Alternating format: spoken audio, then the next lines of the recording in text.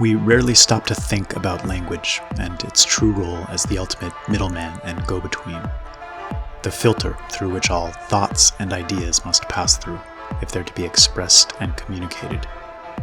The importance and responsibility of language is, of course, immense, and practically impossible to overstate. A failure in the clarity and precision of our language is like employing a dishonest translator, misrepresenting or mischaracterizing a person's heart and mind. Degenerating language inevitably acts as both cause and effect of the decline of cultures and nations, a precursor of chaos and confusion. We live in an age in which popular culture dictates our norms, our morals, and, yes, even the evolution of our language. We can't help but be a product of our influences, and nothing reaches more minds than the collective influence of our media. Hollywood and New York are far more powerful than any government, because politics is very much downstream from culture, and when it comes to prevailing culture, they call the tune to which most of the world dances. Some might object, but I don't watch much TV, or go to the movies, or take in mainstream news. Okay, but do your friends and family? What about their friends and family? We're all connected.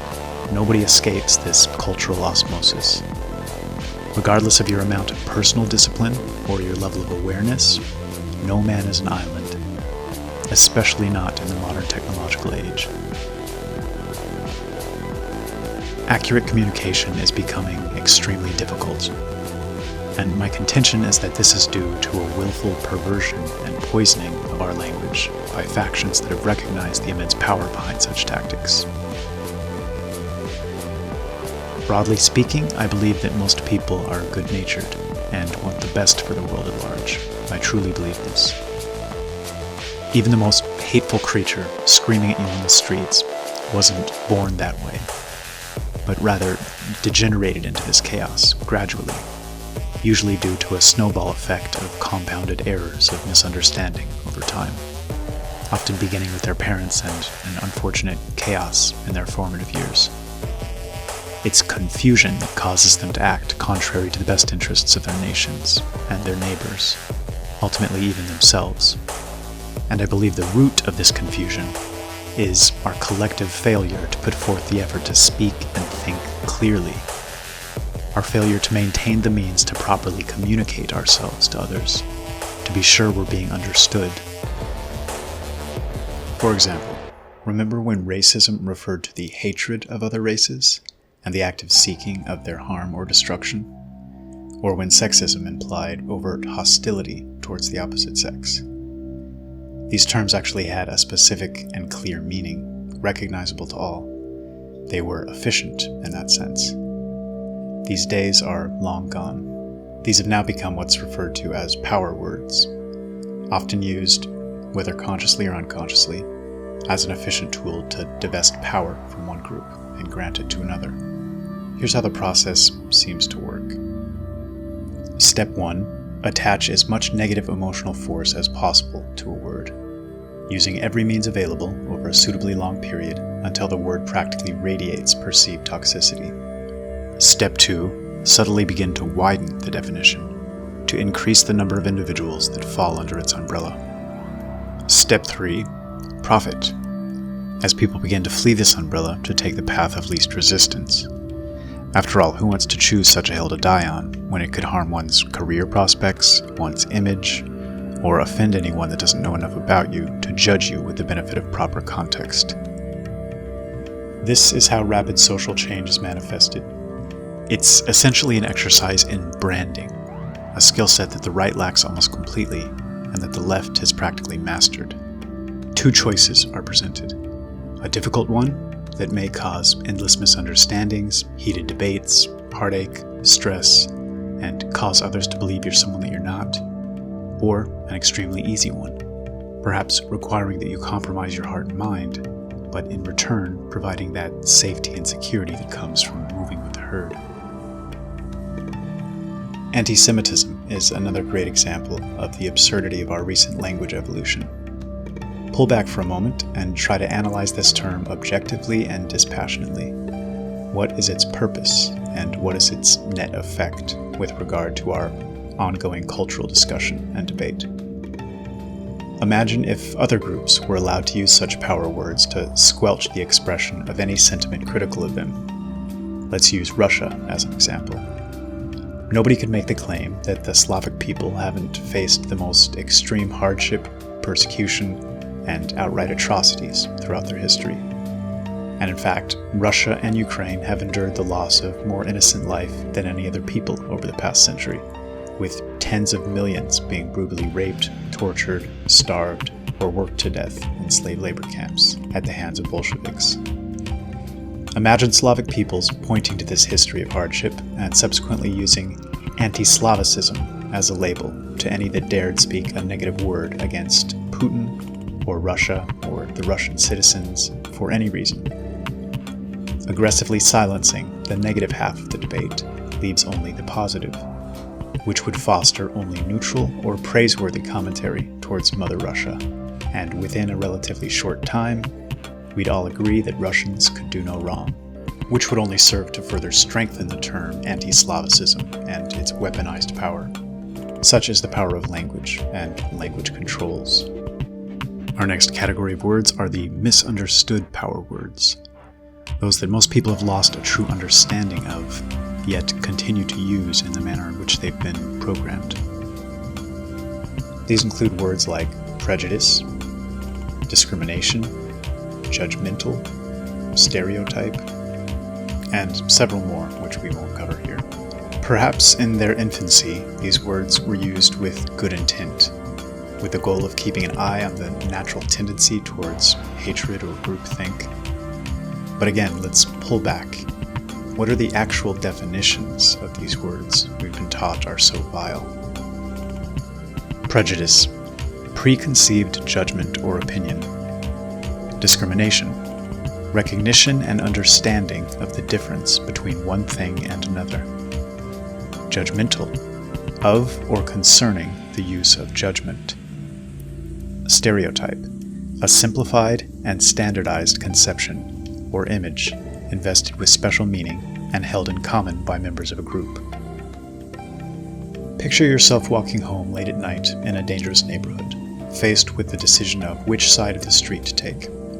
On one side, you see an elderly woman hobbling in your general direction. On the other, you see a 20-something male.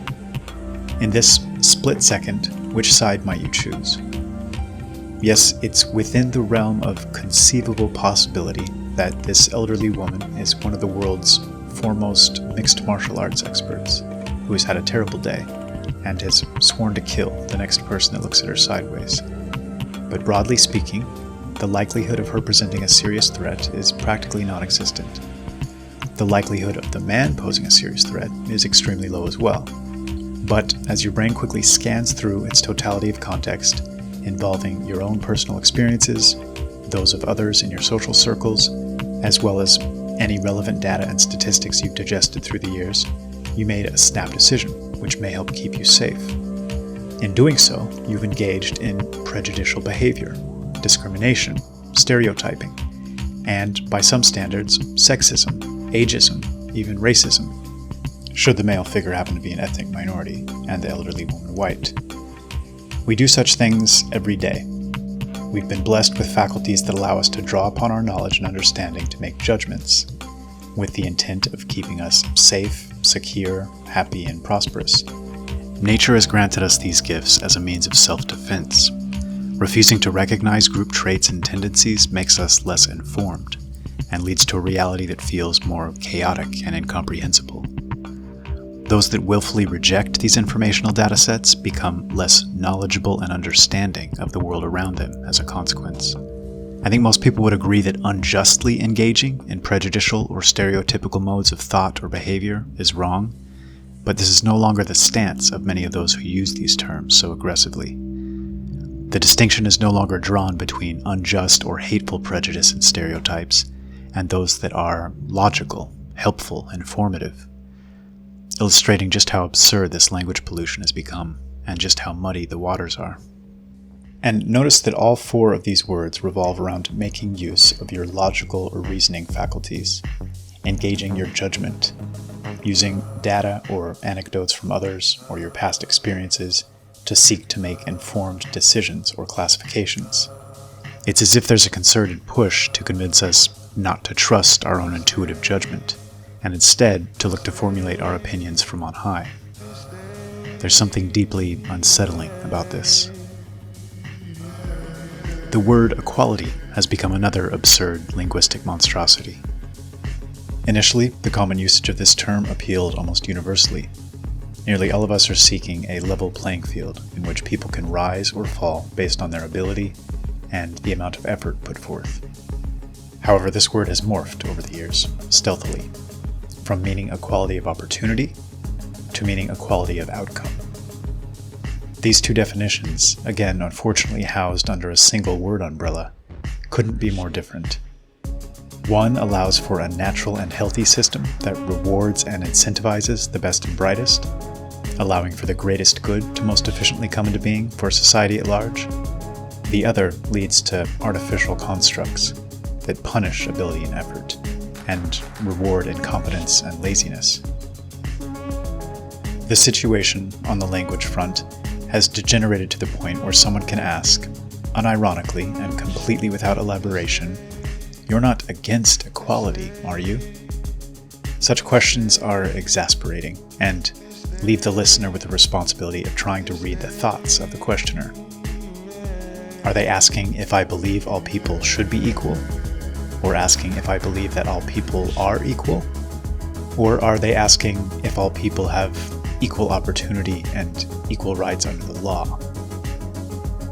I think more often than not, those people who pose such questions don't know what they're asking, and are simply using superficial means to paint you as bad and themselves as good by comparison. Our discourse has become this infuriatingly simplistic. Tolerance may be the most obvious absurdity of them all. This concept has been elevated into a moral virtue by those gatekeepers of popular culture over the recent decades. In fact, perhaps the foremost moral virtue. Again, let's pull back. What does this word truly mean? Its most common definition is to endure, to put up with, implying the passive acceptance of something one views to be dangerous, harmful, degenerate, or bothersome, or somehow counterproductive. We're taught to tolerate increased crime, the destruction of traditional moral and ethical values, and all varieties of profoundly negative change, and that it's moral to do so.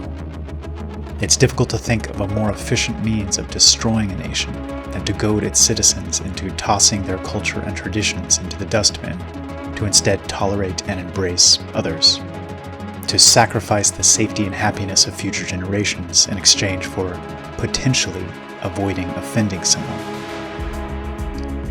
And of course, the ultimate irony of so much of this speech policing and control, especially when it comes to matters of race or sex or ability, is that it almost always has the opposite net effect to the one intended. One of the ways a person can know he's being dealt with in an open and honest and straightforward way, and know that the person across from him is being genuine, is when they feel free to engage in good-natured ribbing. For example, a surefire way to make someone in a wheelchair feel uncomfortable is to do everything in your power to avoid mentioning their predicament, or speak to them in the pitying or condescending tone so often adopted by those most obsessive in their political correctness.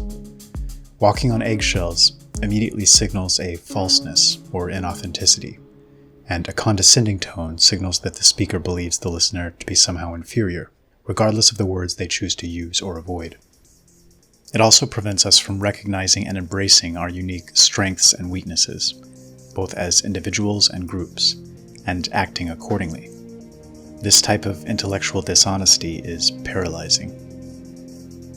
And our next category is the created with the intent of weaponization words. Firstly, conspiracy theory. Many of you probably know the history of this term, and the fact that it was purposefully injected into American society in the late 60s by the CIA and their Operation Mockingbird, and subsequently nurtured and molded into the shame-inducing ad hominem it's become today. in part to prevent attacks on the Warren Commission findings regarding Kennedy's death. Having done a tremendous job of making sure the term was always uttered with a derisive sneer or a mocking chuckle by the heavily infiltrated press, this term has become one of the best examples of the perversion of language, eliciting visceral Pavlovian reactions in all who hear it. But again, let's pull back and analyze the word or the term itself. Is it not human nature to work together towards some common end? Does this not happen often behind closed doors? Of course. We are conspiring creatures, some conspiring for good, others for bad. Yet, the emotional baggage attached to this simple term has become so extreme that the word is essentially weaponized, able to be used as an extraordinarily powerful means of marginalizing those that ask dangerous questions. The term progressive is another great example of a weaponized word. Putting aside the fact that those who fall under this label tend to fight for a set of ideas that seem to promote chaos, inefficiency, and disorder, consider for a moment just how brazenly aggressive and manipulative this word is. It implies progress, moving forward towards a goal. And in a sense, this is technically accurate, assuming the goal is the creation of a domesticated population, cut off from their cultural roots, with their borders destroyed and their people disarmed, and in your total disregard for the lessons of history. The word implies improvement, success, betterment. It also implies that those who oppose this ideology are regressive, not only refusing to progress towards a goal, but actively working to move backwards, to make things worse. This term is immensely powerful, an indoctrination masterstroke. And although most on the right would view the ideology of those who call themselves progressive as the epitome of regressive and degenerate and unhealthy, many of us still fall into the linguistic trap of using this word in the manner in which its creators intended. Fake news. This is an amusing one, a weaponized term that backfired on its creators, and an example of how to win the language battle. The term was rolled out with the intent to paint all alternative sources of information as fake news, crowning the controlled media owned by just 6 corporations as the only source of valid information, which would have given them total dominance over our informational streams. Trump, whether because he saw the larger game plan or simply because he bristled at the shamelessness of the pot calling the kettle black, managed to judo the inertia of the term into his favor by flipping the script and pointing out just how brazenly dishonest our controlled press has become. Because he repeated it often enough, and because the truth of Trump's accusation resonated with so many, this weaponized term has since become one of the most significant self-inflicted wounds of those seeking to deceive. Our next category is the inaccurate descriptors we may be well served to examine more closely words. Elites. This term bothers me deeply. It's the best example of unconsciously giving in to an extremely unhelpful and inaccurate narrative. First, let's look at the definition. A select part of a group that is superior to the rest in terms of ability or qualities. I blame Alex Jones for the cultivation of this term in the popular psyche, aggressively railing against the elites whenever speaking of globalists, rootless cosmopolitans, international bankers, etc. The problems are twofold. Firstly, anyone that believes the aforementioned groups are truly elite subsets of humanity by any objective standard has some serious judgment issues, in my opinion. I'd class them as the polar opposite. In a corrupt system, the most corrupt elements naturally win out and rise to the top. We have a kakistocracy, not a rule by elites. I see mediocre or above average intellects, but almost no genius of any sort. Merely cleverness and shrewdness, and this is a very different thing altogether. Secondly, the fundamental premise of railing against elites doesn't sit well with me. A healthy and just hierarchy is an absolute necessity, a prerequisite for any strong and healthy society. And the simple truism applies to all of nature, stretching from the chimp societies observed by Jane Goodall to our own societal constructs. The problems facing the West don't stem from being ruled by elites, but rather by our not being ruled by true elites. The best and brightest, the most noble and just, benevolent and wise. Calling our current power brokers elites, and simultaneously railing against the concept of being ruled by elites, is the epitome of hopelessly muddying the waters. And the longer-term effects of such muddying are devastating.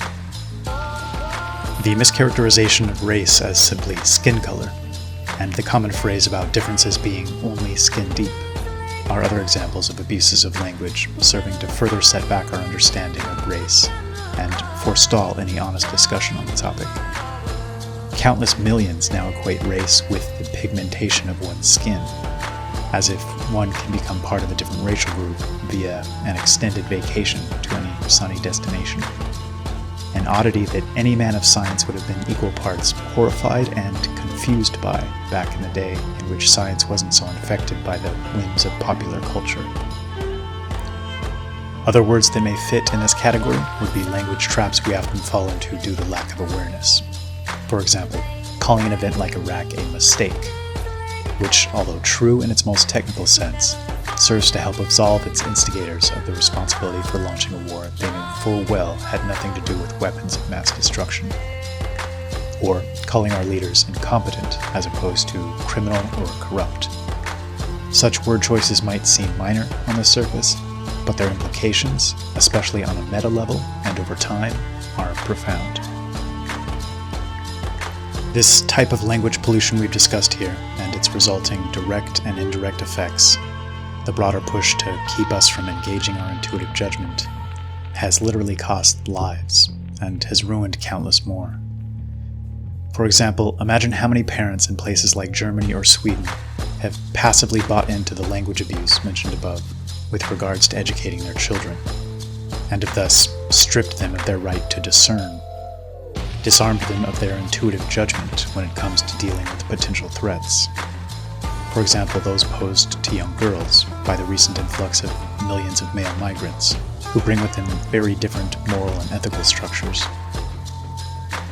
When our clarity breaks down, our ability to communicate breaks down, and this can only lead to chaos, violence, degeneration, and devolution.